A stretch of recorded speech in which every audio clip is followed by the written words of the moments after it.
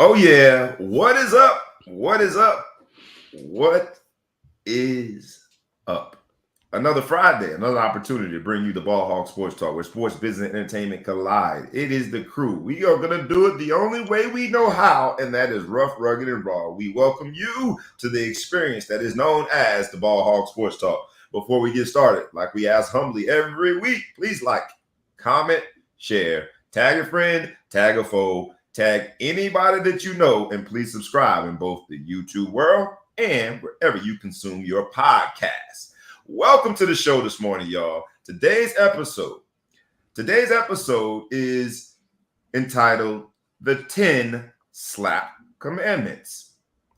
We know that there was a slap heard around the world. And when I say the world, that's no exaggeration. It was the world that got to see a particular slap. We're going to dig into that, but we're going to go a lot deeper than most outlets have done throughout the week. We're going to figure out a way to tie in sports, business, entertainment, and you better believe it's going to be entertaining. So make sure you strap on your seatbelt. The rules of engagement: when to slap somebody, when not to slap somebody. Why would you ever slap somebody? Just the gesture itself. Why slap versus punch? You're going to hear a whole bunch of information brought to you straight from the respective neighborhoods of the crew. It's going to be myself, B. Brown, ESQ, a.k.a. the Ball Hog, a.k.a. the Mouth of South, a.k.a. Mr. Success Celebration, a.k.a. Breezy. And I'm here with the crew. I'm going to introduce them when we get back. You know who they are. ETP, the producer, and the Big Flow Show. With no further ado, let's cue up the intro. Make sure you strap on your seatbelt and get comfortable. The 10 Slap Commandments is coming to you. Let's go. Wake up, wake up, wake up, and stay woke. Cause this is the Ball Hog Sports Talk with your boy, B. Brown, ESQ, aka the Ball Hog, aka the Mouth of the South. This is the place where sports, business, and entertainment collide. And we're gonna give it to you rough, rugged, and raw. So come get you a spoonful, like some grits with butter and salt. You know how we do it in the South, y'all. Make sure you do not get caught in your feelings. Strap on your seatbelt and enjoy the ride. Come on, let's go.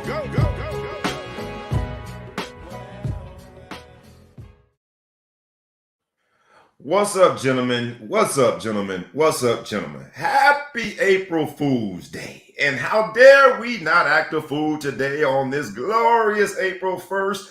They thought we were not going to have a show today because we're a little late. But April Fools, psych, or whatever y'all normally say on this particular day, we here. We are not going to take a week off. And this is a very interesting and meaningful week because there were some shows that dealt with a particular action past Sunday, and we got to deal with it too. There was a slap heard around the world, and you know we are from the mean streets of Evansville. Where you from? I'm from Evanston, but I'm on the mean streets of Naperville currently. Naperville. I'm in witness protection. Evanston got a little rough. The mean streets of Naperville. Boy, you so suburban. Man, oh boy, it got a little tough in Evanston, man. I had to get out of there, man. You had to get out of there, Evanston. And then, you know, we got my man from Beantown, ETP. What's up, ETP? From the suburbs. I'm doing well, man. I'm doing well. From Beantown, now I live in Chilltown, Jersey City, home of St. Peter's University. All right. So we got the Big Flow Show from the mean Chicago streets. We got ETP from the mean Boston streets. And y'all know I'm always telling you where I'm from South Florida, baby, Lauderdale. You better believe it. From the mean streets of Lauderdale, Northwest section, Shallow Side, Lauderdale. You better recognize we got the 10 Slap Commandments because the analysis that has transpired since that particular moment at the Oscars has come from unique perspectives, whether it be your perspective in the Chicago world, your perspective in the Boston world, my perspective from South Florida, Lauderdale world. The 10 Slap Commandments is going to be an epic show. Y'all ready for this, right? Fantabulous. Let's go. Let's do what we do, man. Let's do what we do. Like we ask every week, please like, comment, share, tag a friend, tag a foe, tag anybody that you know. Make sure that you comment. I will start with a very open question to our live audience. What is your general sense and feeling of the slap? Who was right? Who was wrong? How would you have responded? If you'll notice, we are all a little in dress down gear. We got on these black t-shirts. My man ETP got on his black hoodie, and he making sure he represent Boston because the mandate today was dress as if somebody had just slapped you. So we all in t-shirts ready to go. With is straight up thug life, ready to pop off. And we're going to direct our energy into this show. So I asked the audience, live audience, broadly that question. Please feel free to chime in. Now, while we're going to talk about the actual slap, right, there's some commandments to this. And the first one is, sort of don't judge a book by its cover. Because if you do, you could get slapped. And I say that because while we're all talking about Will, the Oscars really started off with an amazing tribute from Beyonce in Compton because King Richard, the movie, was up for so many awards. And I thought it was amazing to show the value there in Compton, to show that there's an opportunity to highlight a place that is unfortunately a lot of times written off and thought of negatively. Did you guys see the tribute? And I think it was a slap. There's a wake-up call that in Compton or whatever neighborhood you're from, there's value. You got to just be willing enough to invest in that value. Shout out to Beyonce and her crew, the Oscar. I thought it was done wonderfully. What did you guys think about Compton getting its much deserved respect?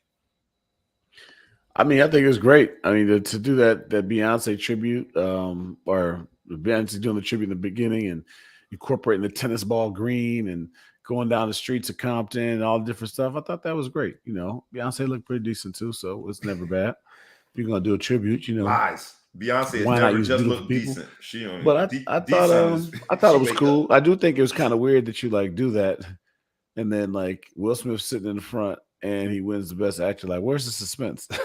You know what I mean? Yeah. He's supposed to put him in the back. He go, "Oh, me? What? I can't believe that. I wouldn't have smacked the dude if I knew I was going to win." But I think the truth of the matter is not a lot of people watch Oscars anymore, and that might change next year. And it changed this year. There was a spike in viewership because of a certain slap, right? But I think that's why they did it. But I agree with you. It's kind of weird that you kind of giving away the award. We in Compton is a. Did they win movie of the year too? They did not win movie of the year. Coda was the best picture. Yeah, they didn't win best picture, but they got a lot of awards related to the movie. What did you think about it, ETP? Did we get to see the best of what Compton has to offer? And it did sort of, that first rule of the 10 slap commandments: don't judge a book by its cover, because Compton and LA in general has gotten a lot of negativity over the last several months or years as the violence has ramped up. But for every violent act, there's also people doing things like, slapping people on stage. We ain't to that yet. There's also people doing things like investing in the community and highlighting some of the wonderful things that happened in Compton. So what do you think about it before we move on to the second slap commandment? Yeah, I mean, I thought it was great. It's a little bit difficult because this whole thing was set up to really showcase, the Williams sisters and Richard Williams. And even when award season started, right, there was, I guess, the Best Director award, Jane Campion at the Critics' Choice Awards. She had her acceptance speech, and she basically, backhanded compliment to Serena and Venus, saying, "Well, you don't have to play against guys. I have to play against guys." So I just feel bad for the Williams family, right? This is supposed to be such a celebratory moment for them and paying homage to their father, but there's just all of these examples of things. But Beyonce crushed it. I think it was all set up for this moment, and things went off the rails a little bit. A little bit is an understatement. They went off the rails, but we gonna stay just a tad bit. We gonna stay on the rails. Out of skew a little bit. Just a tad bit. We gonna stay on trail here. We're gonna keep the train on the track because we gotta get the slap commandment number 2. And for me, the slap commandment number 2 is don't limit the American dream to just white folk. Because King Richard, the movie, captured an American dream. Richard Williams the man, the myth, the legend that he is, has undergone so much scrutiny for the way he went about it. But when you really take a step back and look at King Richard, the movie, it's an American dream. And so that's slap commandment number 2. Like, don't limit the American dream to something that's from a narrow prism. And that a lot of times that is white. The American dream has been, as described in America, has been noticeably European. Whereas Richard Williams being able to commit himself to his daughters, learn a sport that he knew nothing about, go through trial and error, because Venus and Serena were really the beneficiaries of him not having done it right in his first few attempts, and survive all of that in this very white sport. I think it's as American as any other American dream.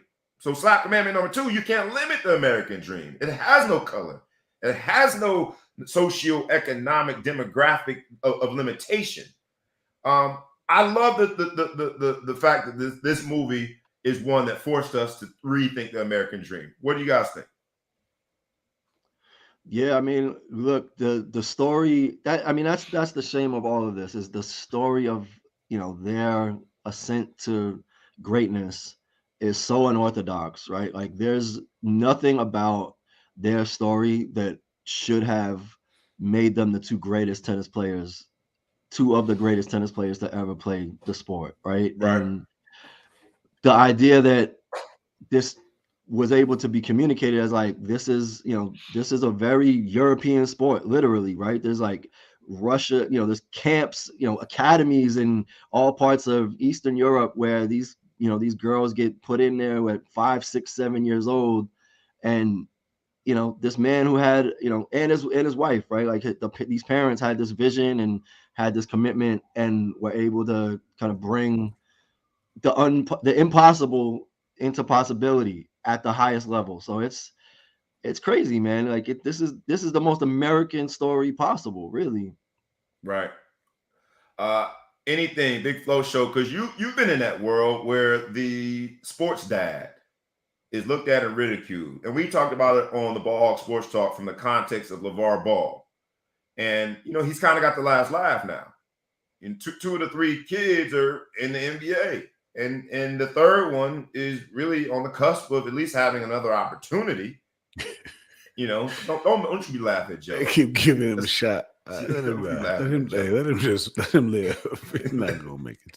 He should be. One thing is funny is it's when you say it's the American dream, it's so very American because it's results driven, right? So at the end of the day, in America, if you succeed, you did it the right way. If you fail, you did it the wrong way. That's just the way we do things, right or wrong. I probably think of it more as wrong. I think if 50 people try to raise their kids the way LeVar Ball and Mr. Williams tried to raise, they probably would raise up kids with a lot of issues and a lot of problems that may not succeed. So I'm not saying don't do it that way, but it's funny because, as a youth football coach, I used to see people so hard on their kids and going off on their kids and doing this. And I used to tell people, like, make sure you congratulate as loud as you check your kid. And by people, he means me. He checks me all the time. But go ahead. All the time. But just not just you. But, I do think you still have balance. But I think a lot of these parents are out here thinking, man, they look at those parents and they're like, I got to be like that. I got to tell my kids that they can't do this. They can't do that. It's always time for this. I think 9 times out of 10, you're going to get the Todd Marinoviches out of it more than you're going to get the Venus and Serena. So it's the American way because they're successful, so it's the right way. Hats off to him. I think what he was up against, I don't want to minimize the fact that, he did take these kids up in Compton. There was a lot of temptations, a lot of bad things could have gone on, and he was able to have the kids ignore that, and maybe you had to stay busier than you will in the streets of Naperville. But again, it's the American dream. I'm mad that the movie, people who didn't see the movie right now, hopefully they'll be drawn to the movie. But I thought it was a great movie. I thought it was a great story. But then now we talk about is Will Smith. It's strange that movie is not receiving a lot of the incoming fanfare from the Oscars. Instead, G.I. Jane is. It's just crazy, right? If you think about it, right? No one's like, Mm-hmm. oh, I gotta go watch King Richard now. Yeah. Everyone Everybody took needs to that find moment out what G.I. Jane actually is because straight nobody up. Like, saw it the How first bald time. was G.I. Right. Jane? What is G.I. Jane? Chris Rock's comedy tours, is like sold out. G.I. Jane, if you look at the numbers, I'm sure the metrics will show that everybody went. Maybe that's why he's not suing. Right. He's gonna Say, get man, you done sold me out. I'm pretty good. I'll take that slap. Slap me again. He's gonna be straight. He's gonna be squeaky straight. But we're gonna talk about him as well. But the movie King Richard, the story, the concept of it underwent a lot of scrutiny. People criticized the concept that you would even use King in front of Richard because of some of his antics, some of his ways of going about it. And I agree with you. I think of 50 people, parents that are so devoted to making their kid the next Venus and Serena, 49.9999999 of them are going to come up short. But the same thing is true of tech companies, right? The biggest tech company started with somebody dropping out of college and moving to their mom's house and working out of a garage. 49.99999% of those people that do that fail. But it's still the American dream that there's that 0.00001 shot, and you got to put it all your energy into making that happen. So I love it. Also, when it comes to don't limit the American dream. Also, the whole concept of shut up and dribble. Like, nah, we good, because in the same award show, Shaq and Steph Curry also were awarded an Oscar for their documentary about Lucia Harris, who was the first woman, the only woman, to be drafted into the NBA. And I thought it showed just the diversity of the players. So shout out to them too. Wanted to make sure we gave mention to them. And we will talk about the slap for those who see the title and want us to talk about the slap. I see people weighing in the comments and the live audience. Oh, it's coming, y'all. But we're going to do this properly. These 10 slap commandments will be rolled out properly, because I was told by the crew, if I don't do it right, I'm going to get slapped. So we're going to do it properly. But we got to get to other things that happen in that show, because a lot of the other accomplishments have been ignored this week. We're not going to do that here. The other thing that I thought was amazing, because in that same award moment, the director of The Queen of Basketball is the movie that I'm talking about that Steph Curry and Shaq had a role in. The director, when receiving his award, said something that we absolutely love here on the Ball Hawk Sports Talk. He basically said, free Britney. Because the WNBA players now have talked about how they have been asked to be quiet on the topic. That director said, free Britney. And that whole third slap commandment is, you can't silence an honorable message. Right? Like Martin Luther King said, the time is always right to do what's right, or I'm paraphrasing, but I love the fact that he took this moment and said, free Britney, right? The slap commandments, the 10 slap commandments, slap commandment number 3 is you can't silence an honorable message, because on the biggest stage, in the moment that matters most, those who have substance will make sure that they say what needs to be said. I love that he said it. We've said it here on the Ball Hawk Sports Talk. Free Britney. We can't say it enough. A movie celebrating the woman who was drafted in the NBA. Absolutely. The director was right on message. I love that he said it. We celebrate you, man, for not being silenced. The other thing, as people are calling my phone, I don't know why people call my phone on Friday mornings. Don't you know I'm on my podcast? Don't you know I'm doing something? You know what I mean? That might be a new slap commandment. Don't call me on Friday morning. The other thing in terms of the Oscars that is getting sort of washed over is the diversity, right? Like, you cannot miss the moment that was the Oscars. Produced by a black man and Will Packer. Right? Hosted by 3 women. 2 of those women of color.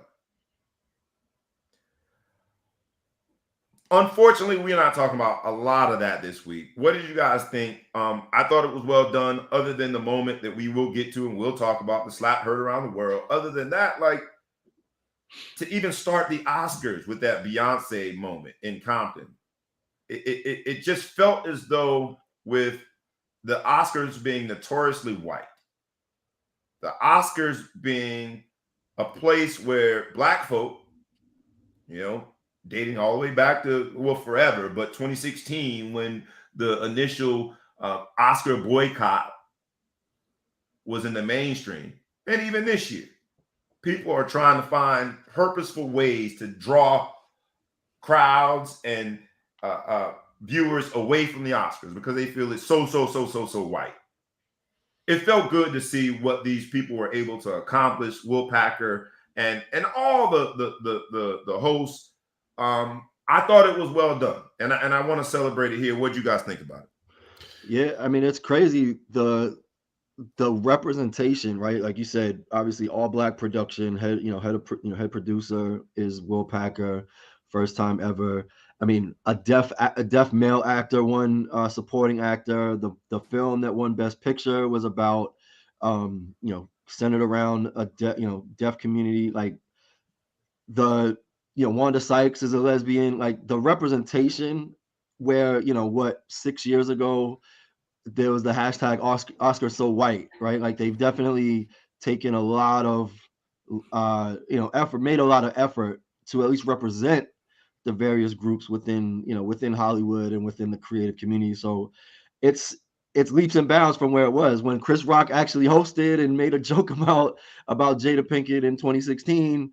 And now, we're seeing a lot more, representation of different cultures and backgrounds. So it's good. So let's celebrate that. Big Flo Show, I'll let you weigh in. And then the moment that the audience has been waiting for, we shall talk about the slap heard around the world. But let's I've never watched the Oscars. I've always thought it was crazy. I've never been one to really watch a bunch of rich, successful people just give each other awards and stuff like that. It was really nothing to me. They typically talk about mostly the movies that I never wanted to watch anyway. It's just as entertaining for me to read later who won the awards, if I even care to read it, than actually sit there in suspense and do it. People used to do Oscar parties all the time and get dressed up. I just never gave a damn. I don't look at people like that. So I might watch the Heisman Trophy dinner. I may watch the ESPYs a little bit here and there. I don't even really want to watch the Source Awards too tough. I mean, I'm just not an award show guy, so I don't look at it too much like that. So I guess if there is one good thing that came out of this illegal hands to the face that occurred in the game is that we're talking about the Oscars. There's 0% chance we talk about the Oscars as this doesn't happen. So I guess, if there was a winner, it's the Oscars. Right. You get a bonus there for being able to use legal hands to the face in that context. You do get a bonus there. Love it. Do me a favor, ETP, if you could just put that last comment back on, because at times I do think that our live audience allows us to continue the conversation. I think it's a good place to pivot. Because thank you, first of all, Michelle, for your support and watching. And then second, thanks for this comment. And I'll read it. She says, Summer of Soul was completely disregarded. Chris Rock was presenting that award. Questlove's dope moment ruined. Side note, Will Packer had to fight the Academy to have that aired. It's normally not aired. No one is talking about how dope this win was for Quest. First, let's celebrate the Summer of Soul, because indeed no one talked about the moment, because just to be able to get back on track, we were celebrating Chris Rock's professionalism, not the award. Questlove has been a titan in the game, and to get the recognition and for its moment in time, and for Will Packer to make sure that he celebrated, kudos. Like, that's what this is about. And so I pause here as we get into the next phase of this conversation, because we all sort of, I had to slap myself too, because we were so into the sideshow. Hey, don't ever feel like you had to slap yourself. I got you. Okay. Thank you. I appreciate that. Man. That's what friends are for. Just call me. I got you. Yeah. How you want it? You want front hand, back? Makes me sad. You feel like you got to slap yourself. But the proverbial slap is a wake-up call like, hey, man, don't get caught up in the sideshow and miss the meat and potatoes. And so we've talked about the meat and potatoes. Now it's time to really delve into the sideshow. The one that people are treating as though it was the meat and potatoes is indeed the other Will.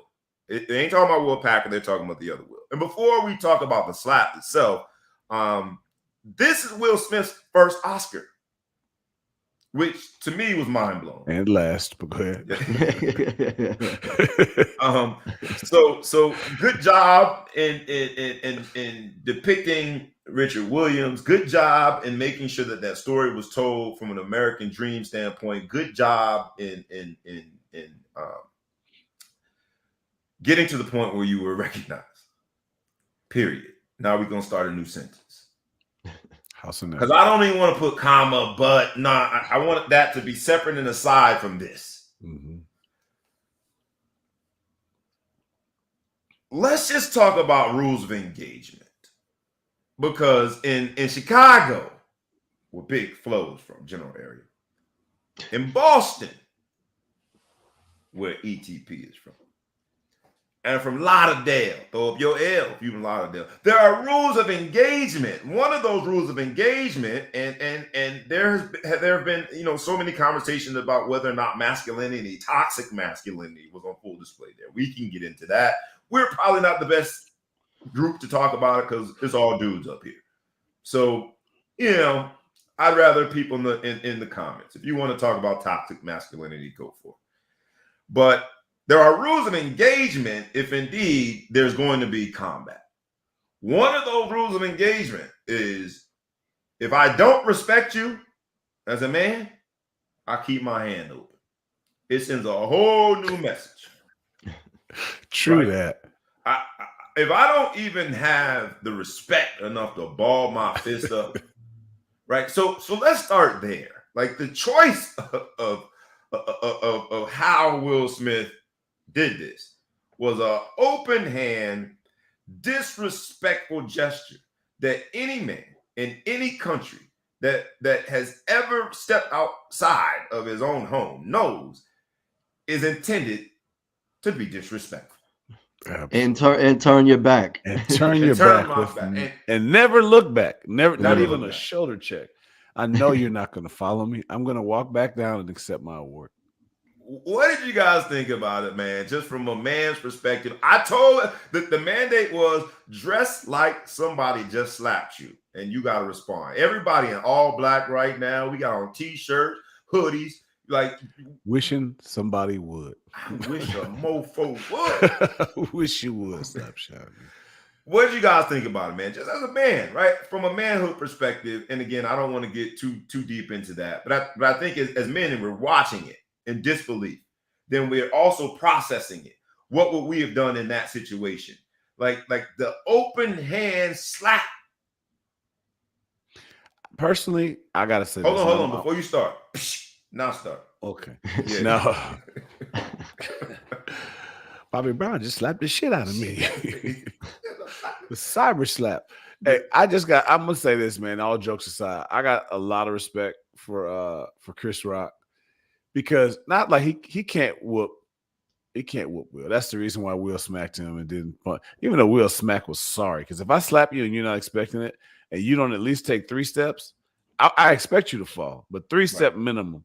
But for you to just take one jab step and come right back, and he didn't even touch his face one time and rub it. So it's a sport now. We seeing people get knocked out left and right. Knocked out, yeah, for less. They definitely turned their head.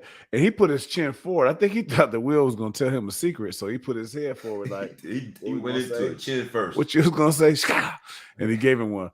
But I think respect for that man to sit there and say and understand the enormity. After that shock that would make most people at least throw the microphone at you, something, right?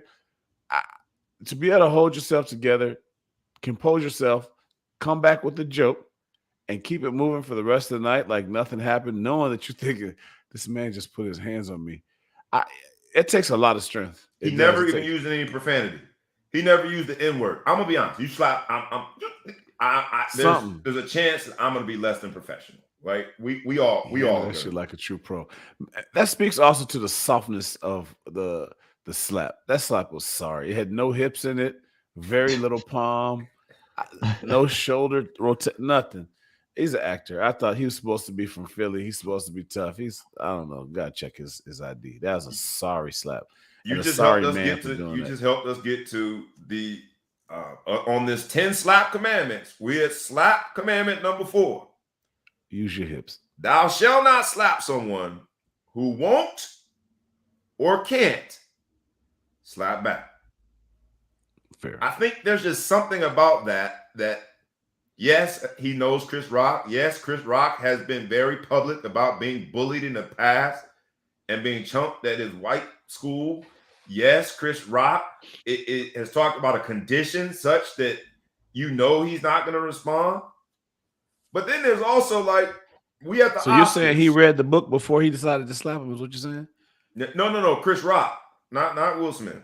Saying Will Smith read that book on Chris Rock, knowing that he had been bullied. Chris Rock has talked about it in interviews. I know. So you said Will had the inside scoop. How this dude been bullied his whole life? I can smack him in front of everybody. Or you've been around him enough to just know. You just know. You know what I'm saying? But my point is that like the slap commandments say you don't go up and slap somebody that either that can't or won't.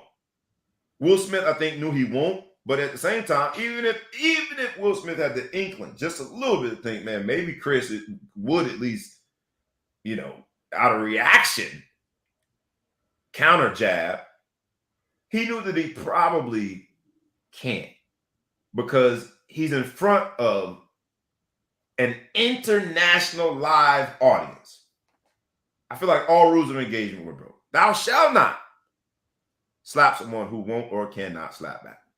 Good. ETP, I'll let you go from here, man. And just let's again like, all right, hold on, I gotta slap you first. You just been slapped, like what? You watch it, put yourself in the shoes, and what do you think? Everybody, people always want to say, oh, I would have done this, or I should have, he should have done that. Like, I'm not in playing that game, right? Like, I don't know the story behind Will Smith's provocation. I don't know how his home life is and how this, alopecia concerns are at home and how that affects their family. And one thing that I do, I have a few things, but one thing that I really wonder, I'm like, this is the biggest night of your career, right? Like, you have been working for 30 years to be at the top of the mountain and get the most prestigious award available in your industry. And you decide like 15 minutes before that happens, like, I'm gonna just smack this motherfucker on the stage that I'm gonna win this award. Like, I can't wrap my head around. Like, imagine Albert Einstein being like, I'm about to win this Nobel Prize, but I'm gonna just start smacking people before I go and give my acceptance speech. So that piece is crazy. But I think the main thing for me that's the most disturbing is this was a physical assault, right? Like, somebody got physically assaulted on global television, and everybody in the room acted like it didn't happen.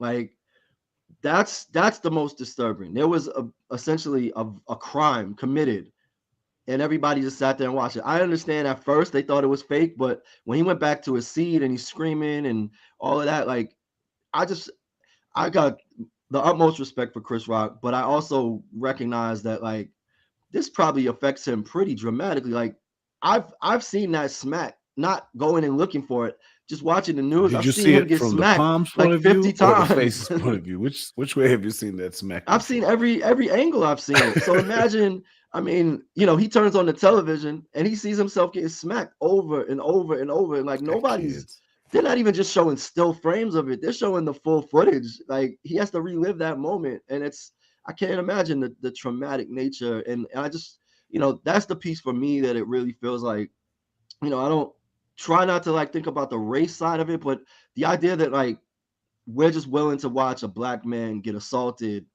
as if it's just entertainment. Like, this is a crime, and it's something that we saw over and over and over. Like, I understand Chris Rock's an entertainer, he's a comedian, he played it off really well, so it opens it up. But I also hate doing like, what if it was a white woman? What if it was a white man? What if it was this? Like, I don't want to do that, but at the same time, it just shows seeing a black man get assaulted, granted by another black man, but no repercussions, no recourse. You then allow this man to come up, sit down, accept the award, and then give the longest speech ever, and then go party and take pictures at the after party. Kikiing all night. It's crazy. It's crazy, and it's the most disrespectful act across the board. The entire film industry disrespected Chris Rock, and I don't know how I would react to that. Like, he didn't want to press charges, but you know, all the jokes and the memes and the video footage, I'd be like, you know what?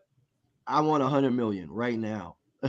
I need some repercussions. And he's not seeing it.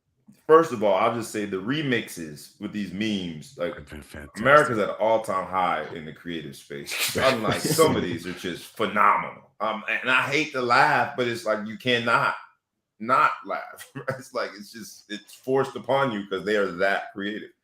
But yeah, you know, we're gonna sprinkle in bits and pieces as we continue, man, because I've been on several text threads going back and forth with friends. I've gone on social media and chimed in with different posts because the emotion of the moment, seeing a man who either won't because he's just not wired that way, or can't because he's got an international audience watching. Either won't or can't fight back, seeing that man get open hand smacked with a walk up. Will Smith walked up there. You, like, it was just like mind-boggling. And everyone, I think, hoped that it was a joke, like you said, man. But when he came back to his seat and started yelling out expletives, he sealed his own fate. He could even play it off like it was a joke. Like, oh, man, me and Chris always do that. I always smack Chris Rock. I always go on stage. This ain't the first time I smacked you. Y'all sensitive. Y'all sensitive as hell. We always snowflakes. You must vote Democrat. But the thing that was the trigger. Because you're right, ETP. This is 15 minutes before the biggest moment of his acting life. There's an entire family, his own family, back in Philadelphia celebrating it. There's an entire family, his own immediate family, back in LA, willing and ready to celebrate it.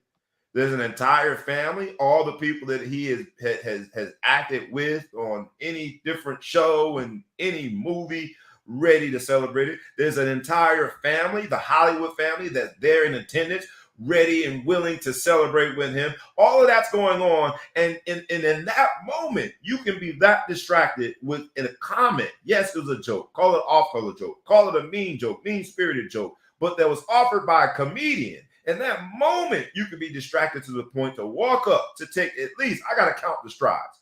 Because people talking about, I think I was 15 steps. It was 15 steps. You got George Jefferson steps too. Straight up, right? You had time to think this through, and you were that angry. So the catalyst, while I ain't blaming his wife, I'm trying to make sense of it. She's a horrible woman. You have to blame her. Horrible woman. Here's the thing: my wife, respectfully, no judgment, horrible, no diss. Horrible, you just like Chris Rock. I love you, Jada, but you're a horrible woman. Horrible person. Here's the thing: my wife has two choices in this thing, right? I get up to go do something. She either has to defend her honor. She either has to cuss Chris up while I'm walking and be part of the spectacle, or pull me down. But for her to sit there calmly while he goes and smacks the dude. And then when the guy said, Will Smith just smacked the shit out of me, she laughed. You don't have the right to find humor in the moment. I'm over here upset.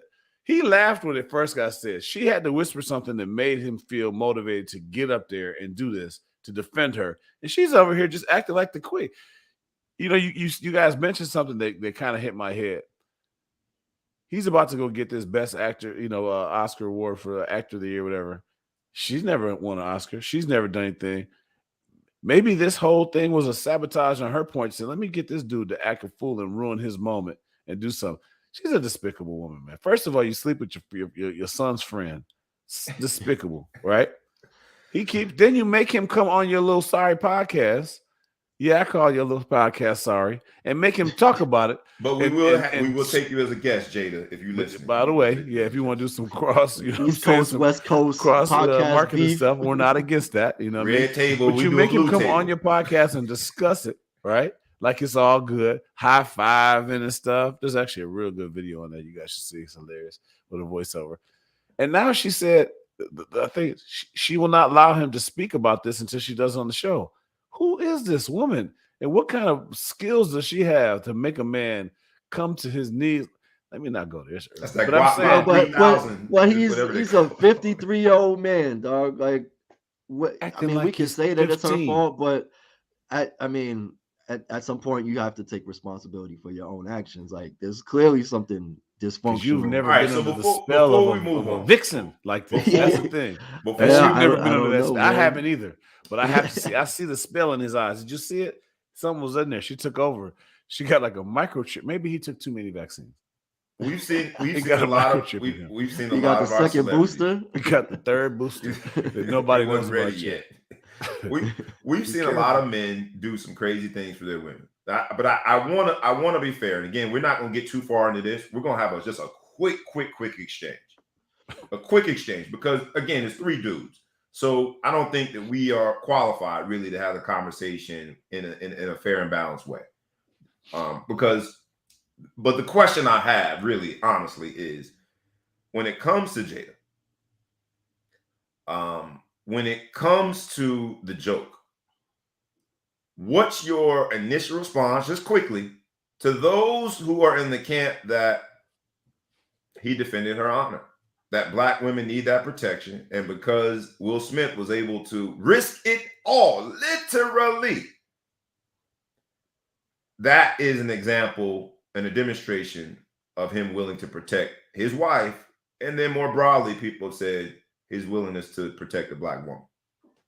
And please weigh in, anybody, because again, it's three dudes talking about this. So in our live audience, if there are women that wanted to post a comment, I'll make sure. These are a lot of our show is broadcast across a lot of channels.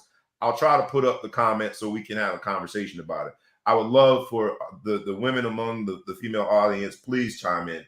Among the audience, any women out there, please chime in. So what do you say to that? In no particular order, you hear it. You've seen it, you read it on social media, that indeed this was an act of chivalry. He's protecting his wife and her honor, and in a moment where she was ridiculed publicly, and more broadly, a demonstration of willingness to protect the black woman. What do you say? Yeah, I have quite a different perspective, because the protection piece of it is, I mean, I struggle with this myself, right? Like, women are empowered to defend themselves, right? Like, and I'm not saying that they shouldn't be supported. If it got physical, if there was some physical elements and there's somebody that's going to attack, my partner, and it's a man, like, of course. But in terms of the venue, and I mean, the amount of jokes, Chris Rock's done this for 35 years, and he's roasted people.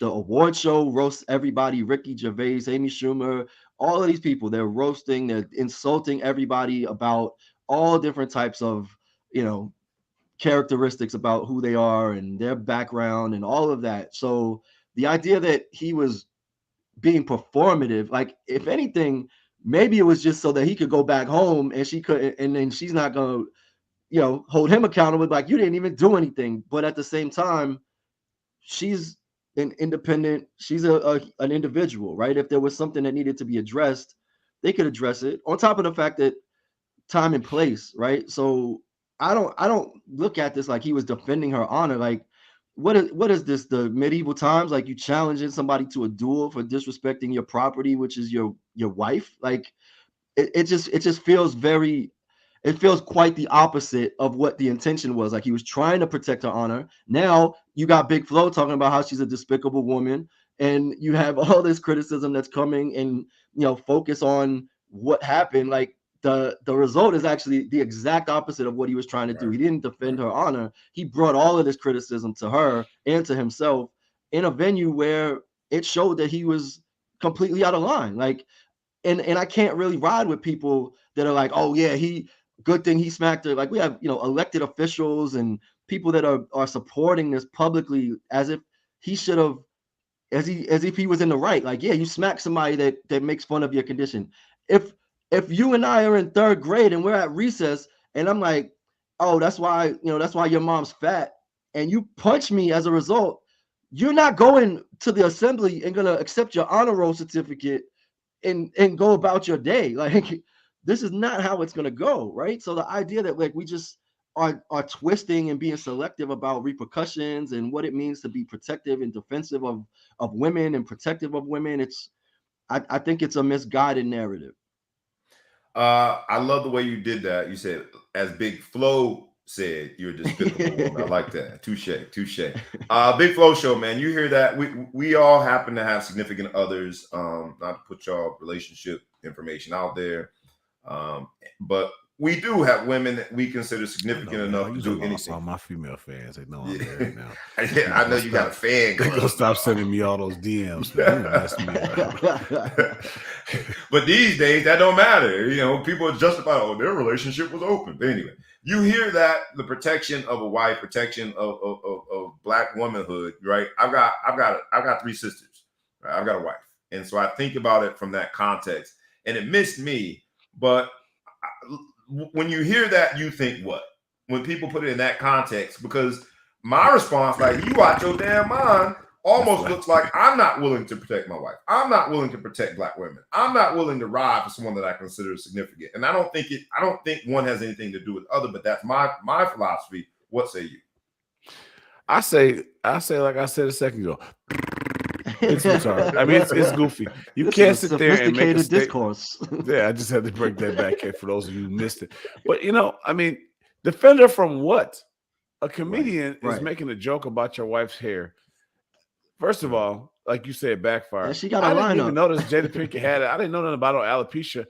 Jada Pinkett is a despicable, very pretty woman. She pulled it off. She can walk around here bald head, and she got more hair than me. So I didn't think she was bald. I figured she just chose to look like that. Maybe she was becoming a Buddhist monk. Her kung fu was getting right. But I just think it's so silly. Again, I go back to this. He's not defending her honor in any sort of way that you would appreciate, right? Like, he didn't get mad. He laughed at his wife until she said, somebody's gonna find the camera angle where she said something, looked at him, or tapped him. And then he got up and did it. But his initial thing was a laugh, right? Right. At the end of the day, like, if I'm with my wife and you touch my wife, that's going to be a real bad mistake. If you get in her face or do something real crazy, it'll probably be a bad mistake. But, I have things to lose, right? So for me to strike you and risk it all, you got to do something that my wife's not going to be able to just walk away from and laugh off. You know what I mean? Yeah, like, at the end of the day, you called her G.I. Jane too. Half the people didn't even know what the hell they were talking about. Right. At the end of the day. And you get all crazy and do all this. There's been more criticisms of his wife because of it. And you have to have enough sense. And again, back to his wife. We don't maybe know Will Smith and his actions, but if you were married to this man as long as you have, he's 53, you know how he'll act. Right. You knew how to stop him, slow him down, and do whatever to make that not happen. And for my wife to be sitting next to me in a situation like that and allow me to take 15 steps and not be at least hearing her in the background saying, Reggie, come back. Reggie, stop. What kind of woman is that? So, yeah, Will Smith has got to be held responsible for his actions, but I still got to say the woman in your corner got to do better. Yeah, or after the fact. After he just risked it all and he's still yelling from the seat, at least put your hand out, baby. We're going to handle this later. Yeah. Right. And so we're all in the same camp. But again, it's 3 men. So I am asking the women who are listening to this, my live audience, please feel comfortable to weigh in. And although it is probably from a percentage standpoint, more men than women who watch this show, this is a safe space. I am willing to admit I'm vulnerable enough to know that I have never walked in the shoes of a woman.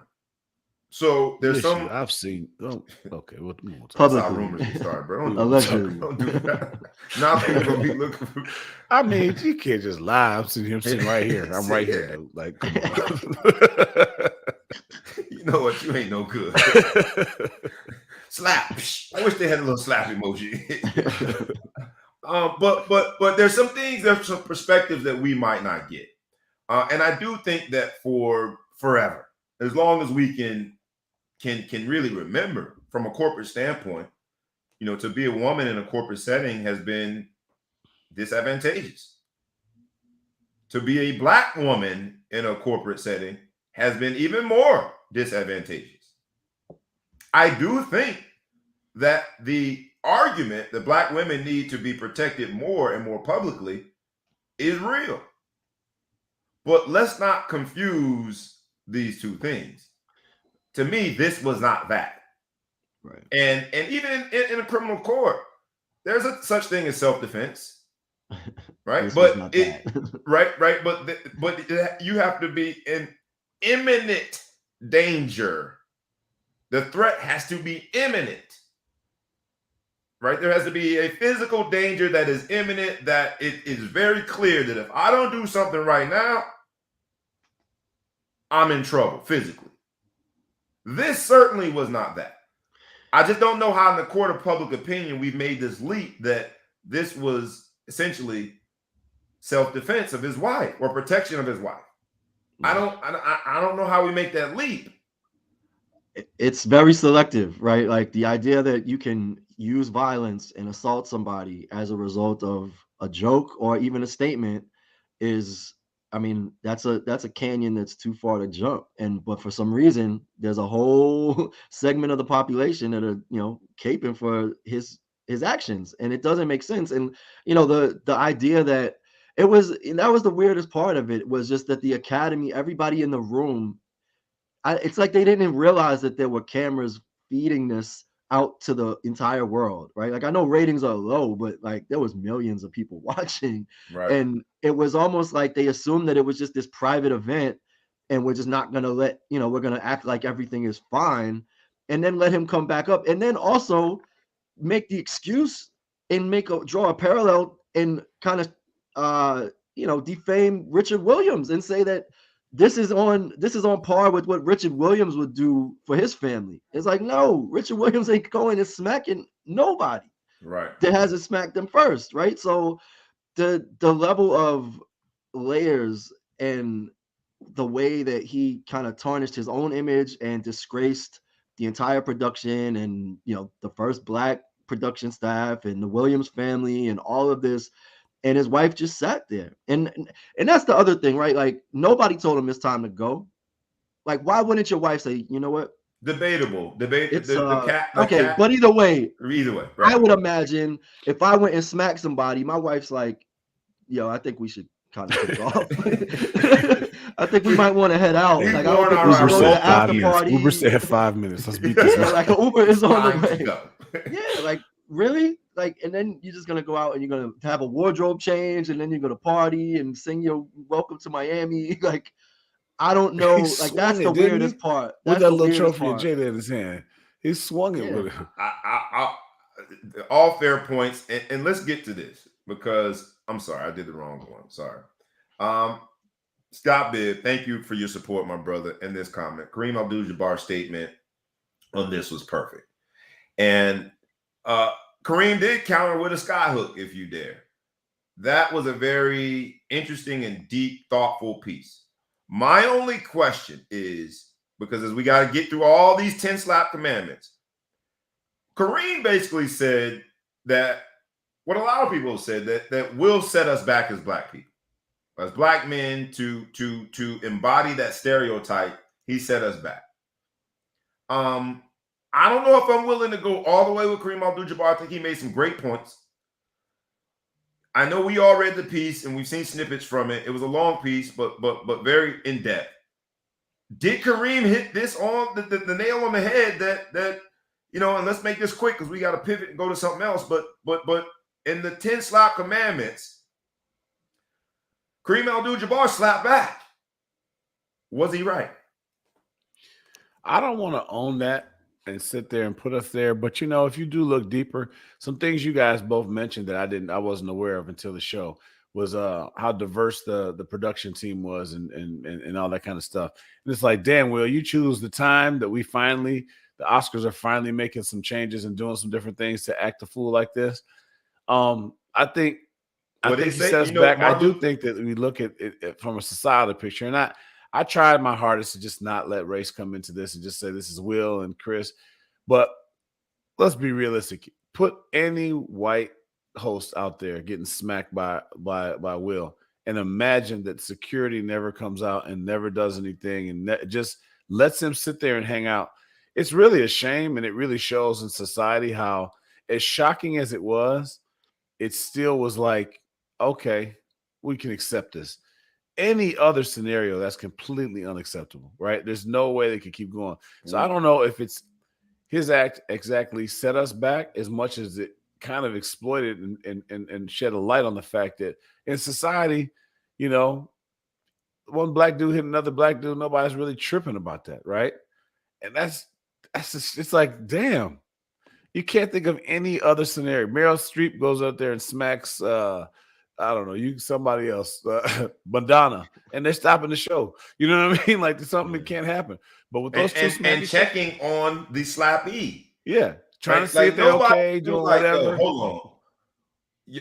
This brother out here just got slapped. Let's go check on him. Keep it moving. Right. Nobody checked. I think they were at a commercial, weren't they, when it happened, and then they cut back to live? Like he presented the award, like he stood behind Questlove and model of professionalism. That's another thing. When y'all talking about Questlove, I felt bad about. If you look at all the stuff, you see Questlove, they're panning over to Chris to see what his reaction is when he looks at the person's stand, like, I don't know what just happened. But you cannot think of too many other scenarios of people who are getting smacked like that, and everything just moves on like it's nothing. So I don't know if they set us back. I don't want to own that. I don't want to claim Will Smith for that, because Will set us back with the whole thing with his open marriage and the August and all that stuff. That was back far enough. But this specifically, if you take it back in totality, you look at it, yeah, it could be a stain, but I think it just points out the way we're viewed in society anyway, which is a shame. But I don't even want to put that dumb Will's act on the rest of society either. It's just him. That's Will. ETP, I'll let you weigh in on this, but let's just pause and make sure that we come back to that, because you said any other scenario. So we're going to think of a few other scenarios. ETP, what do you have, man? Kareem Abdul-Jabbar basically said, this is, we got to recover from this as black men, because the stereotype that was on display there was what those who use the stereotype are going to show and amplify as Exhibit A. Yeah. It's always interesting to say, like, that the oppressed are the ones that are setting themselves back, right? Like, that's a hard statement, where in a situation where, for me, I look at it and say, this just shows the value and the perception of violence against black people in the public eye. And it exposes, but to sit here and say, oh, black people are responsible for setting black people back, like, you're basically saying that there's control in terms of the hierarchy of oppression, right? So that's a lot of responsibility to put on black people, to say, I understand we always carry this burden that we have to represent ourselves beyond ourselves for, the entire community, et cetera, but to put that responsibility, like, the takeaway for me was, we don't take care of black people, because publicly they were, like you said, if you replace anybody, Chris Rock, with anybody else, I think the outcome is very different. But the assumption was like, oh, two brothers get into it, and maybe that has something to do with it being a black production crew. Like, I've been to plenty barbecues where it's like, all right, you don't got to leave, because we understand the nature of things, versus you go into a place where it's not common, and there's other people making decisions like, oh my God, this is the worst thing that's ever happened. When it's a little bit more comfortable, maybe it's like, all right, there's no real threat of further violence, but it doesn't make it acceptable. So right. For me, it's not about setting anything back. For me, it's exposing the value that's put on black people publicly, and black people can't be responsible for setting that back. That's the perception of black people. Like, that's how black people are perceived. We cannot control perception. And you make me rethink my 10 slap commandments, because What commandment are we on now? We got we on number 5. I'm gonna go on 5 right now. We halfway there. We halfway there. But ETP just brought up another potential commandment, because thou shalt not renege and then show that you renege to play out. That's a slappable offense, right? Because that's how a lot of at the barbecue fights start over a spades table.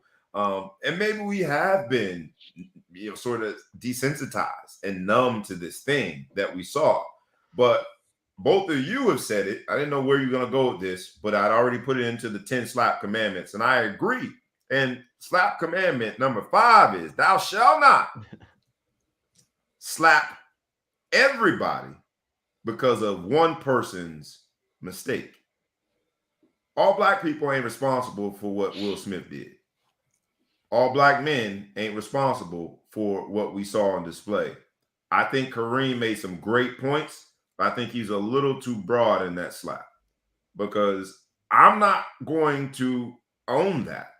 I ain't taking no step back. Perception-wise, yes. But the fragility of people trying to perceive things a certain way is real. Yeah, they're going to use this as a reason and justification for them making abhorrent statements. Like Scott Bibb, again, thanks for the contribution, said something about the Fox News guy, and Candace Owens repeated it, that this is the first time media has covered black on black crime. And as the crew knows, we considered at one point making that the title, Black on Black Crime, as sort of funny, because we think that's so silly, but yet this man said it in a serious context. I'm not owning that. I'm not willing to do that. So that's why that slap commandment number 5. Don't slap too many people for the one person's mistake. But I did like Kareem's take on it. Let's talk about some of those scenarios, because you mentioned it. In any other situation, let's just play some hypotheticals here, because the Ball Hawk Sports Talk is where sports business and entertainment collide. The entertainment space is covered. We saw what happened in the entertainment world. Man was slapped, and they just sat there and watched it. Like, don't cut the commercial. All right. From a business standpoint, we shall see how this impacts the business that is Will Smith, the way it impacts the business that is and comes with Chris Rock. We shall see. To be determined. But from a sports standpoint, let's deal with some hypotheticals. The first one I want you to think of is an NBA player is on the court. He's being heckled by someone that has one of those good seats, front row seats.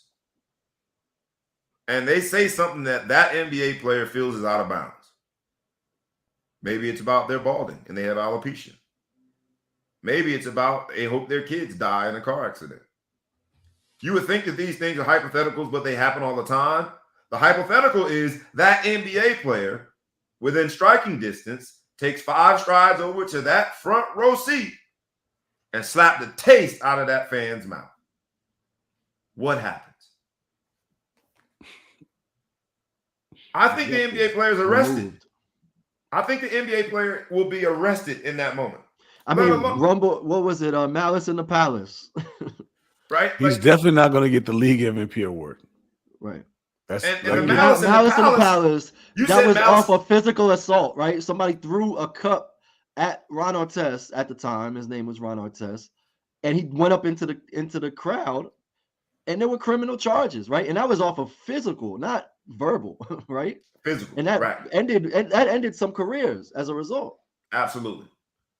Or a referee says something you don't like, you slap, like, and the reason we both, or all three of us really, are just kind of like, the question is rhetorical, it's a hypothetical, and we sort of pause because it seems so obvious that drastic measures will be taken.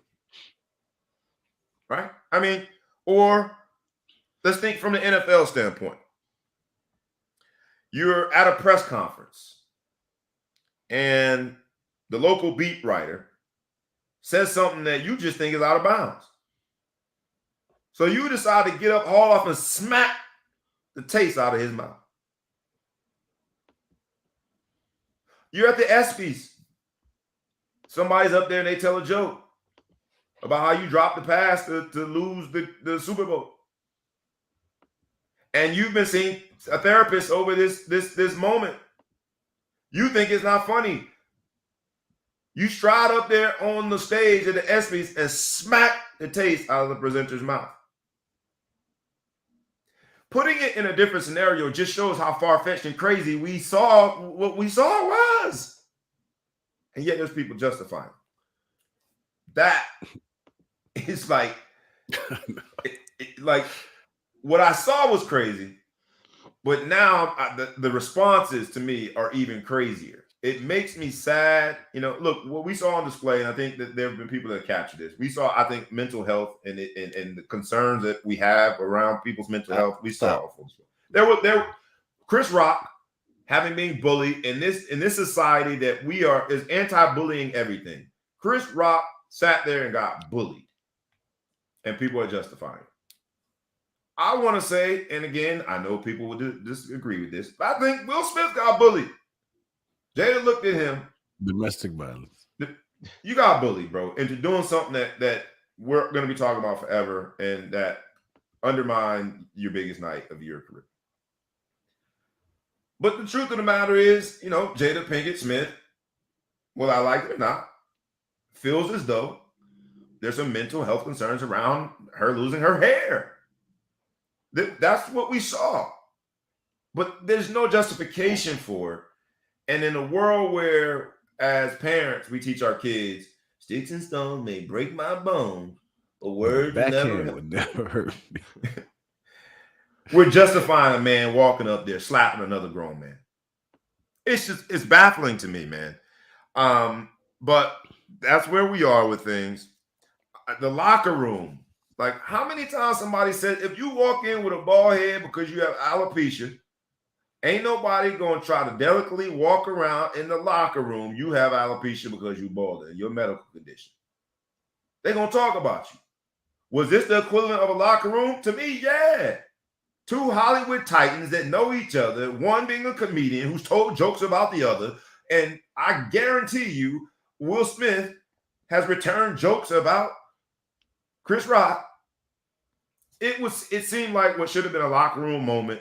If you're gonna walk up there, whisper, "I'm gonna kick your hand if you say something again."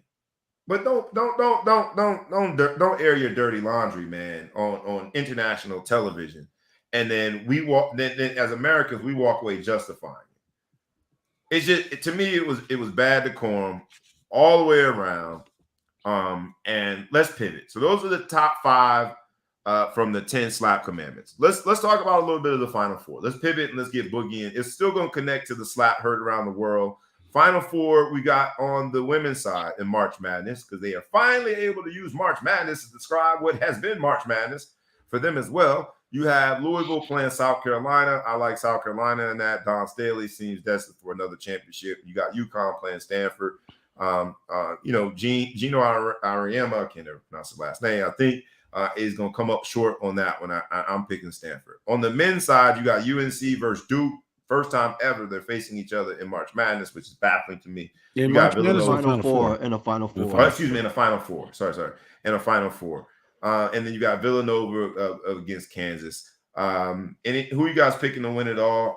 I find myself quietly, and I don't know why I'm doing this, but I find myself rooting for Coach K. I hate everything about Duke basketball, but I just find myself hoping he wins it for some strange reason. Who you guys got winning it on the women's side and the men's side before we pivot and go to the next story? I mean, if South Carolina loses on the women's side, it'll be a travesty. So I have to go with South Carolina. They got the player of the year, coach of the year. They're just abusing teams. UConn could always surprise, but we'll see. On the men's side, I would love to see UNC destroy Coach K's swan song, but Duke looks good. So the past few years, I've actually quietly been, my hate for Duke has kind of reduced since Zion Williamson. But I want to see Carolina. Villanova looks good, but I'm gonna take Carolina, but it's a long shot. Villanova had a bad injury. That guy was a utility player. He always defended their best offense, the opponent's best offensive player. Who you got? A Big Flow show on the women's side, men's side before we move on. I mean, women's side, it's very hard to go against UConn. I mean, obviously South Carolina is the dominant team this year, but UConn just has been there before. So I'll be rooting for South Carolina, but you kind of just one of those things where it's like you got to get them out of there early. Once they get this far, it's hard to turn them down. But we'll see. Really upset that of all the teams in the Final Four, E didn't even mention the champions, the 2022 champions, in the whole statement, as if they're not even in the Final Four. So Kansas doesn't even get a mention from me. You don't even have to talk about them. Yes, my picks. you can. Yeah, you they can don't pick even them. get talked about. So look, in case y'all haven't figured it out, I'm winning my pool. Okay, I'm top of my pool. Oh no, we didn't figure it out. In case y'all haven't that figured it out, I'm just gonna spell things out. I don't want to slap nobody around here. But at the end of the day, I got Kansas. If Kansas wins, and North Carolina, who I'm probably the biggest North Carolina fan in the history of the world right now, they win. I win. I don't even have to win the championship. But Kansas wins it all, no matter what. I can't be defeated. But I definitely need them to win, and I need North Carolina to win. So, Duke, you can cement me as the biggest hater in the whole world if you win this next game. I hate your guts. But so I'm gonna have to go Kansas.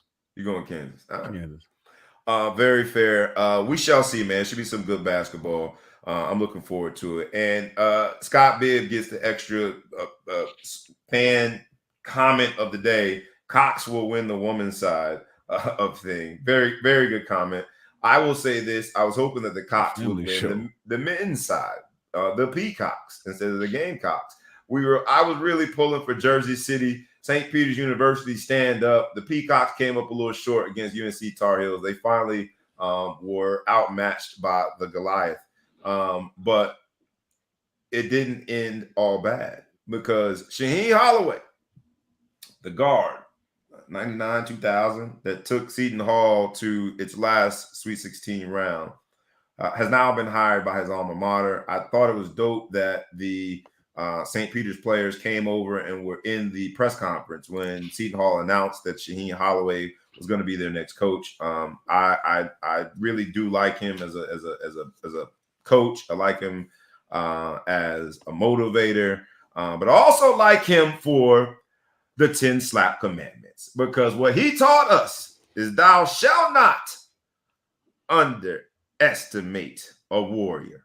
When he said, oh, they tried to punk us, but we got kids from New York City and New Jersey, man, you ain't gonna punk us. When he said after the game, well, what they gonna say now? Every time you saw Shaheen Holloway, he taught us the sixth slap commandment of the 10 slap commandments is thou shalt not underestimate a warrior, or you shall get slapped. A lot of people, a lot of teams found out the hard way. Kentucky, Murray State, and Purdue, they found out the hard way. You can never underestimate the heart of a warrior. Shout out to Shaheen Holloway, man. Wishing him nothing but the best. There's a parade for the St. Peter's basketball team today in Jersey City. They're going to get the Walmart parking lot. They're going to do a lap around Denny's in the Walmart. Yeah, you're a hater. You're a hater, dog. It's just they don't have a lot of funds. There's not a lot. Yeah. Oh, that's messed up. Championship parade, aisle 3. Yeah. That's messed up. I should not be adding to that. You are hating, man. Don't be hating on Jersey City. Jersey City gonna be electric today, baby. Shaheen Holloway gonna be out there. It's gonna be the man with the mustache. I cut mine off because he was rocking his so hard. What is his name? Eater, whatever the player's name is. The white guy, the only white guy. Eder. But they gonna be out there, baby. Come on, man. St. Peter's University, happy for them, man. A school that small, with very few resources to make it that far is a celebratory moment. So the 6th of our 10 slap commandments is never underestimate the heart of a warrior. But Shaheen Holloway being hired means that there's another young black coach in the NCAA world. Head coach in the NCAA world. It also reminds us of another transaction that happened this week, another development that happened this week. And that development was with the Rooney Rule in the NFL. The Rooney Rule has been tweaked a bit, and without all the particulars, essentially, what's the? I know that the NFL teams now have to hire a black offensive coach. Nope. If I'm missing anything, let me know. Not black, minority. They have to interview 2 the outside interviews have to be for head coach. There has to be two minority interviews. For the coaching staff, the offensive assistant, there has to be at least one minority offensive coach, which would be paid for by the NFL or a pool of funds from the NFL, and that includes women as well. So it can be a black man, it could be a white woman, it could be a black woman, it could be Middle Eastern, it can be Native American, etc. Got it. What do you think about this as a new rule? Do you think this improve? Of course, it expands the Rooney Rule, but there's intent, and then there's actual impact. The intent of the Rooney Rule has been great. The impact of the Rooney Rule has been laughable. Do you think this increases or improves the impact? While it expands on the intent, do you think it improves the impact? What do you think, Big Flo Show? I think it's trash. I mean, at the end of the day, well, tell me what you really think. Then. It's like, okay, first of all, they lump it in. Now again, we keep doing this. I had to correct you. It's not black, it's minority. So now, all of a sudden, women are under appreciated group in the NFL because of underrepresented. They are. Women are underrepresented in the NFL. But I get what you're saying. Whatever. Because of the long-standing history of contribution. Whatever. Yeah, the long history of contribution of playing in the NFL, and the majority of the people in the NFL are women, and all the women that have done. Oh wait, none of that ever happened? Oh, my bad. So all of a sudden now that's what the thing, and then you're gonna pay them on coops like subsidies and stuff. They're gonna come out, you're gonna get your little PPE loan to pay the coach. It's really disgusting that you have this large pool of very talented people that you had to make all these crazy rules to force them to be hired. It's just disgusting to me. It's bad, and I mean the token hires. How bad is a token hire? The person who's like everybody else gets paid at each game. This coach get paid on the 1st and 15th, right? Everybody over here, it just sitting by themselves on the side and don't. You know what I'm saying? Oh, it's trash. It's trash. I don't like it.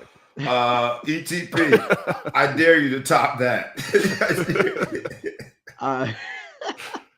Yeah, I understand. I mean, look, it shows and exposes the deficiencies and the biases throughout the hiring process in the NFL. So it's positive in that way, but to have these requirements, and then the female aspect of it is a little bit it's a little bit confusing, just because a lot of the issue is you have these former players that have then essentially transition their careers into coaching, and then they're not getting the opportunities to move up the ranks in terms of coaching to become head coach. Black men generally, right? And so the idea that now you're lumping all underrepresented, people into that, it just feels like now you're just kind of dividing the pie of diversity so that black people get even less, when in true diversity is to say the coaching staff should represent the population of the players, right? Like that would be true representation all the way up to the executive. So all this stuff is fine. I still think that ownership should be on a finite timeline. Like you can't just own a team forever. Like if you don't win a championship in 20 years, you have to sell the team, or you have to get out of the good old boys club. And then there's some metrics in terms of your performance on diversity. And you have these things where there's real consequences where if you don't actually build a representative organization that also is successful, right, then you don't get to own the team. Like it's as simple as that. But 4, 5, 6 generations of just owning a team and not changing your practices so much that these policies are being forced upon you. And this one, I mean, what are they going to do? They're going to hire a film coordinator and give them that subsidized paycheck and, have them basically, run film content. Like what is that role going to be? You guys lead me to the 7th of our 10 slap commandments. And it is, thou shalt not pee on my leg and tell me it's raining. The Rooney Rule has been an exercise of you peeing on our leg and telling us it's raining. The decision makers continue to be overwhelmingly white, male, figures and old as hell that are comfortably entrenched in this good old boy network. And so that's why that is the seventh of our 10 slap commandments. A lot of people that keep on trying to amend and navigate around the Rooney Rule, you peeing on my leg and telling me it's raining, you need to be slapped.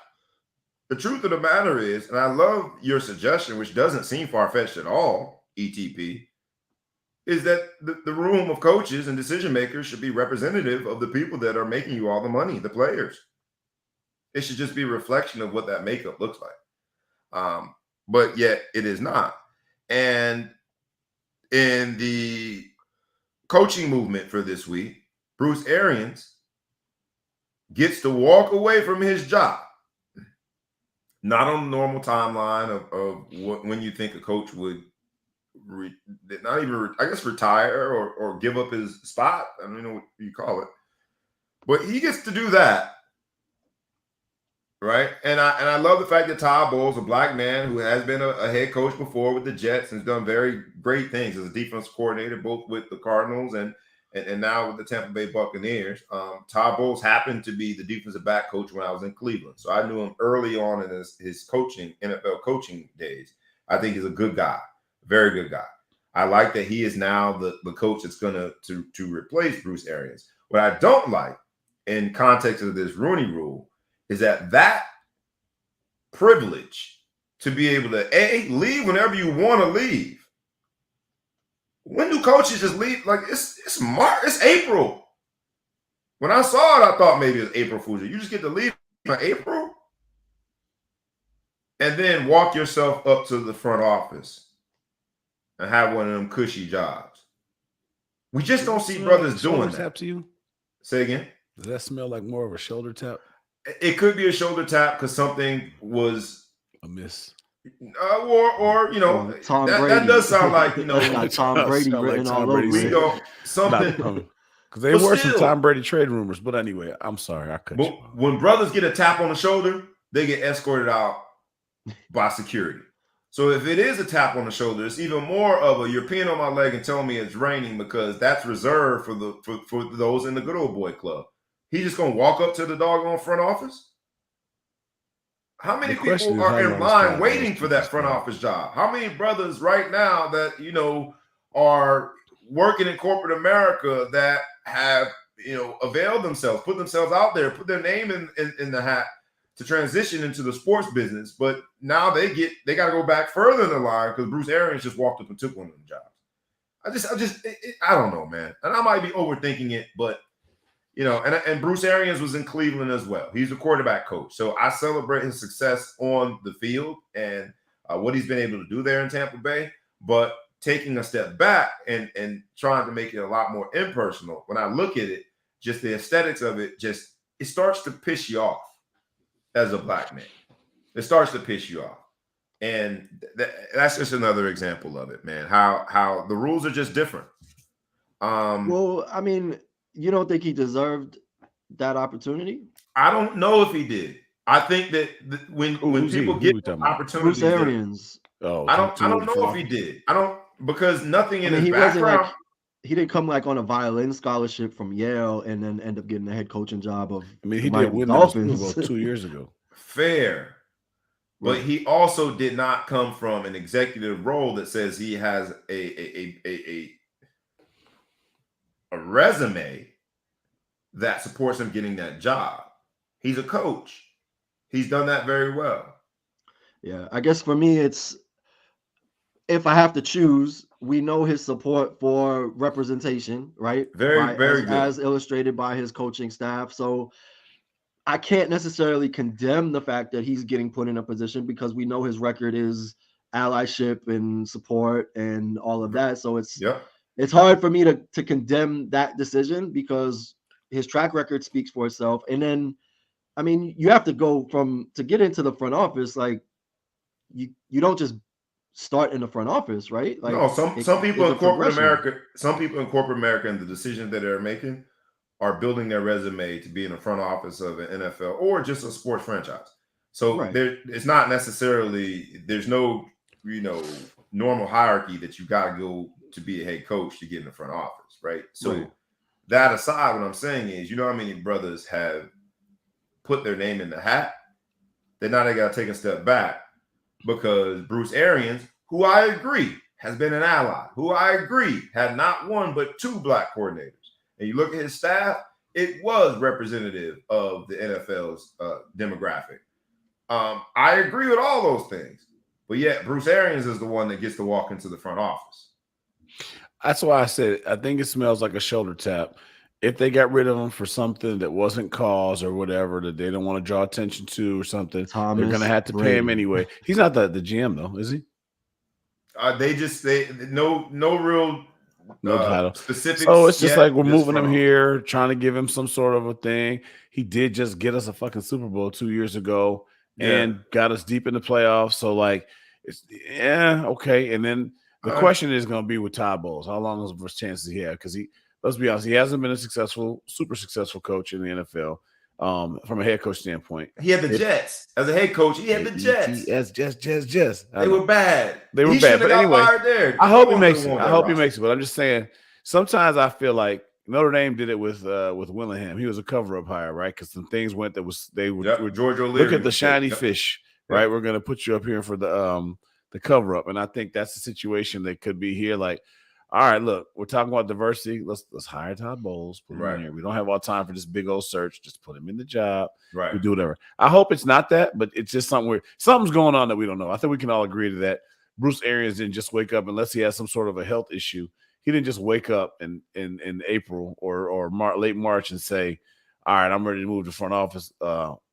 Find your coach. Because I think if that happens and they don't put him in a nice job like that, they get rid of his ass. Right. You all are just conveniently omitting the fact that the greatest quarterback in the history of football came out of retirement to come back on this team, and like we're not talking about that he had any say in this process. Oh, he probably had a lot of say. I don't know why there's so many adjectives. But it seemed like he didn't talk about him. But I do think he probably had. It has. That's for B. Brown. B. Brown's the president. I was just going against when Bobby was thinking that he just made a decision to switch. And I was like, I don't think it just went down like that. I think somebody tapped him on the shoulder and say, "Man, let me holler at you for me." It might. Tom Brady don't want you to coach him, so we're gonna give you this. Tom said that we need to bring your boy B back.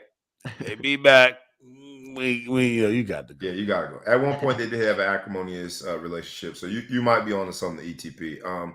Let's get on to a few other topics, man, because the NBA is in full steam ahead as we are fighting towards the playoffs, right? And we are at of the 10 slap commandments, we are at now slap commandment number 8. But before we get in, I got to talk about the NBA. I got to talk about Lakers. The Lakers are spiraling.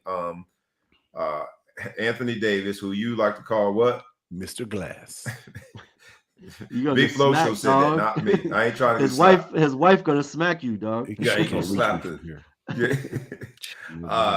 Who the Big Flo Show calls Mr. Glass, not me, y'all. He's coming back. I think he gets to play the Pelicans, his former team, so that might have been motivation for the timing of this. But the Lakers are spiraling. Russell Westbrook seems to be arguing with everybody. And we're talking about the scoring that LeBron is doing, but the truth of the matter is, with that talent, they are now the 11th seed in the West, right? In addition, we saw last night the 76ers lost, and Doc Rivers, in what I thought was not necessarily Doc Rivers style. Well, maybe it is, because that's what Ben Simmons had to get out of there, but Doc Rivers pointed the blame right at Harden. Both situations, you got these two super mega stars that are considered the best of their craft, among the best, both of them top 10 in the NBA right now. But both of them, I think, are in really tough situations. Lakers, from playoff standpoint, obviously is way worse situation than 76ers, who they'll be all right. They'll get another chance. They'll live to fight another day and make the playoffs. But in terms of accountability, what are we thinking here, man? Lakers. We'll start with the Lakers, and let's be quick on it because we gotta wrap up the other 2 or 3 slap commandments before we take it out of here for the day. What do you guys think about the Lakers in general? And then we can talk about Doc Rivers and him pointing the blame right at James Harden. I think we find out tonight. I think they're gonna hit the Pelicans up, see what's gonna go on. If AD has been working his way back in and he's ready to rock, I think with a healthy AD that's playing well, the Lakers could beat anybody. To be honest, he wore a Christmas sweater with some cut off tight jean shorts. He ain't been working nothing. Picked his clothes out. She told him, "You deserve to be slapped for the fashion choices. I got to smack you if you don't do something." But I mean, it's so hard to look at the Lakers and see the people they have on their team and just think that they're trash, like that there's no chance that they could win. You're holding on tight, man. You've done this all season. Yeah, you ride for your Lakers, you bro. are riding for the whole if somebody talks about LeBron, you walk up to the stage and slap him. Comments out of here, man. He can't even spell go right. Get out of here. Yeah. Yeah, man. Some part of me feels like they could just throw it together, man. They might pick it up. They could do a run and win the whole thing. Got it. They waited to game. LeBron don't even believe it, but I believe it can happen. You believe it. ETP, what do you think, man? What are we looking at here? Because I'm so torn. I'm so torn. Like, part of me just wants them to not make the playoffs because they're not going to win the championship. And like, why? It's crazy to think that if we were in the original format for the playoffs, they'd be eliminated. They're not even going to the playoffs. So like, they're on the edge of not making an expanded playoff structure. So part of me is I just kind of want the bleeding to stop, and I want Big Flo to stop having faith. So I think they just need to not make the playoffs. But at the same time, it's the Lakers, man. It's the legendary Los Angeles Lakers. So they have to make the playoffs. The expectations are too high. I just don't see this ending well at all. I mean, it's already ended poorly. There's not really anything that can happen. Does and this is a yes or no question. Does the camp that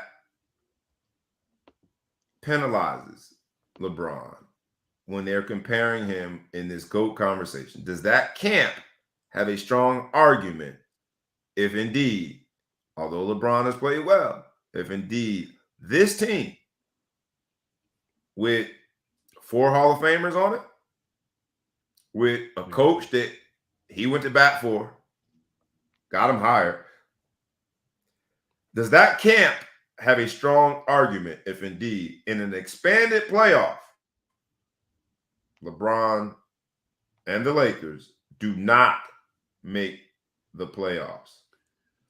Just talking GOAT conversation, and we in the barbershop where all riveting, meaningful, philosophical sports debates happen. If someone in the camp that is a LeBron detractor uses that as a factual point for why he cannot surpass MJ in the GOAT conversation, is it a strong point? I'll start with you, ETP, because I already know what the other guy gonna say. That Lakers fan over there. ETP, do they have a strong point? Like, is this like a negative? Do we gotta say? I mean, what I would say is LeBron definitely has to take responsibility for basically outfitting this team and, influencing that decision. I don't think it tarnishes it shouldn't tarnish his legacy. I mean, Kobe played with Steve Nash and another Hall of Famer, and they didn't do much. And so I don't see this as a negative. He's been playing out of his mind, right? He's potentially gonna win the scoring title. But yeah, I mean, you have to give him some responsibility, but the problem is he's so great that he's going to have to take this responsibility because he can actually take over a game by himself. He got worse teams to the finals when he was with Cleveland. So that's my only thing. Because on the other side of that barbershop, the person who's Team LeBron is going to say he took the Bad News Bears to the finals in Cleveland. Yeah. Well, if you use that as a valid point to make on behalf of LeBron's GOAT candidacy, then you got to accept the detractor saying, okay, but he played with 3 other Hall of Famers. Yeah, I just don't know that it. Yeah, I mean, does it team playoff? Yeah, does it? I think it doesn't. I don't think it has an impact one way or the other. I think it's a reach to try to to say that it's a I got negative against his legacy. Now go ahead, Big Flow Show. You waited so patiently to It's put not this gonna LeBron. It's not going to help him. That's not going to be when they put the scale out there. That's not going to put a rock on his side. But I think it really this whole season just proves that Westbrook can ruin a wet dream. I mean, that's really the proof that we come out. That's the conclusion. No matter where you put Westbrook, and so LeBron, maybe they had to judge as a GM. Maybe he doesn't go in as the GOAT of a GM, and his Hall of Fame status with the GM has more of a taint than this because Westbrook ruined the squad. Mr. Glass. I wanted to see LeBron and AD play for years before it happened. I didn't know. I never realized that he was, I never paid attention to the Pelicans. Sorry, Chew. But I didn't realize that Mr. Glass got hurt as often as he did. I don't know who can handle these type of circumstances. Right? You got a dude who shoots air balls left and right and bricks that you thought was a walking triple-double that was going to do something. And then a guy that can't play more than 2 games is not getting hurt. I don't know who can win under the circumstances. Both of them. BOFUM. Both of them Hall of Famers. But I'll give you that. So the 8th of our 10 slap commandments is thou shalt not hide from accountability. And accountability is real when you're talking about GOAT conversations, but it's also real when you're talking about you're the megastar, right? You got the Supermax contract. And James Harden took a lot of heat from Doc Rivers. Doc Rivers, basically, and you don't hear that very often. Basically, like, nah, it was you. Was Doc Rivers yes, no answer or right or wrong answer? Was he right or wrong and pointing the finger right at James Harden based on how he played in that game last night? I'll start with you, Big Flow Show. What do you think? I didn't see the game, but if you blame James Harden, I agree with you. I agree. At the end of the day, James Harden, he's trash too. Him and Westbrook, the same. They both on the can't win team, never win a championship team. Never win a championship. ETP, right or wrong, man. Here's a coach because again, I connected it to why Ben Simmons wanted out of there. He felt like he was thrown under the bus by the other superstar on that team, Joel Embiid, and by his coach. And now here we see Doc Rivers doing it again, but he's pointing right at James Harden. Right or wrong? Wrong. Like James Harden is this guy has orchestrated his way out of 2 teams because he was upset. Like, is clearly that's not gonna be what motivates him to go hard, right? Like, it's just it's pretty tone deaf. So I think it's wrong. I understand Doc Rivers does, that's his style, but it's just weird. It's always weird to me when coaches call out players publicly on, in press conferences anyway. Like, why are you airing dirty laundry in terms of the organization? It's just weird. Would you be okay with James Harden going back in the locker room and smacking the taste out of Doc Rivers' mouth? I mean, look, Latrell Sprewell. Jada tells him to. What you got on my 40, homie? You ain't gonna be talking you could be talking about me in no press conferences, homie. What you gonna do is take this smack. It is crazy if the shoe was on the other foot and a player is like, man, we did all we did. We executed, but coach called that trash play at the end out of a timeout. It's coach's fault we lost. You never hear that, right? Yeah. So it was shocking to hear Doc Rivers. Because then there's a former player, right? It was a former player be so direct and blame James Harden. Terrell Owens is back on the gridiron playing for the control football. What's it called? Fan control football. What do you guys think about it quickly before we get to rule this number 9? This is the second year of that, right? It's maybe the second year. I know Johnny Manziel's over there, but it's basically fantasy football in real life. Life doesn't imitate art. Art imitates life. It's together. Fan control football. T.O.'s out there, and he's been running routes. I saw him at Jackson State running routes, and he's constantly worked out. He looks in phenomenal shape. Do we want to see Terrell Owens in this football forum? Good thing, bad thing. Give me your quick responses in no order whatsoever. Weigh in on it. Terrell Owens, T.O., is playing football again at the ripe age, and he's got to be 45, 46. What do you guys think? I'm here for it. I mean, the big 3. There's been players that came through the big 3. Joe Johnson ended up back in the league, back in the NBA from his performance in the big 3. I'm not necessarily saying that T.O.'s ready to come back into the league, but I watched T.O. catch touchdowns for $20. Like, I'm fine with that. I don't know how much the tickets are, but I have to. I mean, he was one of the most elite receivers ever I have to believe he has some percentage of those skills that'll, he'll be on Sports Center every once in a while. I'll take it. Yeah. What do you think, Big Flo Show?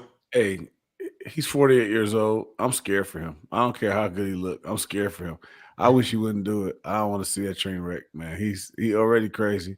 I feel like this might be signs that he has CTE, and they should check him out before they put him out there. That dude is nuts. To even answer that call and like, hey man, you want to play some football? I agree with you. There's got to be some PTE because at 48 years old, and I think that when we see him working out, run routes against people, all of that's cool. The thing that we don't see is him taking contact, and the body at some point is not like our warranty expired a long time ago. We're not built to last forever, and so he brings me to the slap commandment number 8: thou shalt not push it too far because everything has an expiration. And slap yourself, T.O. It's time to go put your feet up, man. Count your money. Don't let this world define you as just a football player. I think Terrell Owens would be phenomenal in a podcast capacity or on television. I know that he's burned a lot of bridges, but those burnt bridges, sometimes if you can turn it into a business opportunity, will quickly be pieced together when it comes to money. But to play football, you're getting too old, Terrell Owens. Well, speaking of getting too old, ETP, aren't we waiting on a dunk?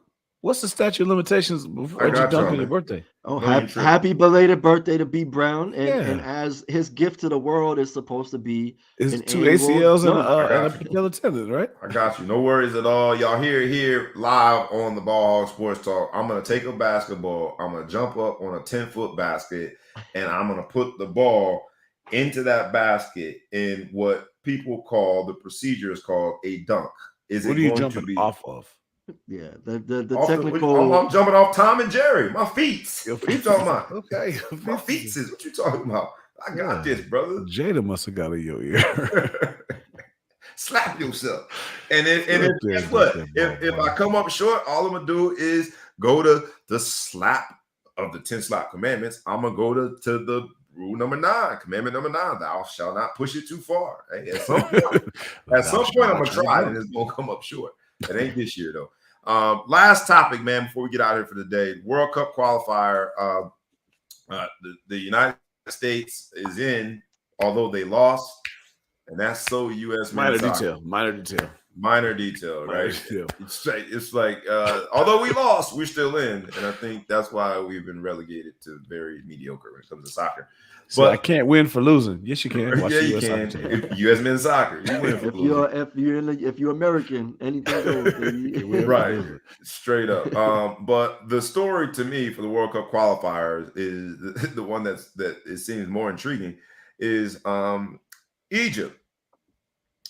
They've gone down to PK, penalty kicks, and in this game, the people have like lasers. The audience has lasers, and they're putting it in the player's eyes, and he misses a PK. And because he misses this penalty kick, Egypt loses. Senegal makes it to the World Cup, and I've said it on this show: if you ain't cheating, you ain't trying. But I don't know if I'm not riding with that. Do you think that's too far? I mean, I know that they got the guy behind the free throw basket, trying to make people behind the basket messing with you on free throws, but a laser into your eye. It wasn't one. It was like 37. It was like 37 laser pointers, and this guy is like top 10 in the world, right? Like Mo Salah is one of the top soccer players in the world, and I'm just surprised that like the officials are like, yeah, that's cool that his whole face is green and he can't see. Kick the kick, make the kick. But yeah, and the fact that they missed the World Cup because of it, and because he missed that kick, you got to review it. Like, yeah, at least review it, right? You got to review it. His whole face was green. He looked like the Incredible Hulk. Had a whole bunch of lasers in his face. Big Flo Show. Is that fair game? Like, absolutely not. I mean, that's unbelievable. Like, come on, man. I mean, what are we doing? In the stands, you want to distract somebody, but on the field of play, you've come onto the field of play and you become a factor. I think that's terrible. And shame on the people for doing it too. I mean, it's at some point it's like, okay, you want to yell things, try to distract him and do whatever, but like you're literally cheating. Like you're literally coming out there and blinding the man. You know what I mean? If they say don't Yeah, look directly, it says on the lasers, don't look directly into. You might take this man's eyesight from him, man. Yeah. I know people that got suspended in high school for using it. Yeah. Or using a laser pointer. Yeah, it's one of those situations where I think it was too far. And that brings us to the 10th of the 10 slap commandments. Thou shalt not poke me in my eye. They poked that man in the eye with the lasers. Straight up poked him in his eye. So that is the 10th of the 10 slap commandments. It's been a great show, guys. Any parting shots quickly before I get us on out of here? Any parting shots that you want to leave everyone with? Shout outs, anything you want to go home with before we leave for the day? No, I think it's a great Brittany Griner. I'm with you on that. Free Brittany Griner. All right. This has been the Ball Hawk Sports Talk. This week's episode was the 10 slap commandments. Yes, we drew from what is, I would call, a very embarrassing moment in America where you have two Hollywood Titans, Goliath, really three, because I'll put Jada in there as well, in a very forgettable moment. And we drew from that and talked about it in the context of sports business and entertainment. If you're just hearing this part, please go ahead and review the entire show. Like we ask you every week humbly, we ask you to like, comment, share, tag a friend, tag a foe, tag anybody that you know, and please subscribe in both our YouTube channel and in the podcast world, wherever you consume your podcast. The Ball Hawk Sports Talk, where sports business and entertainment collide. We only know how to do it one way, rough, rugged, and raw. I get to be the host and drive this thing through with the two co-hosts that I have, my man ETP and my man The Big Flow Show. I am your boy, B Brown ESQ, a.k.a. The Ball Hawk, a.k.a. The Mouth of the South, a.k.a. Mr. Excessive Celebration, a.k.a. Barazy. That's all we got for this week. We is out. Peace.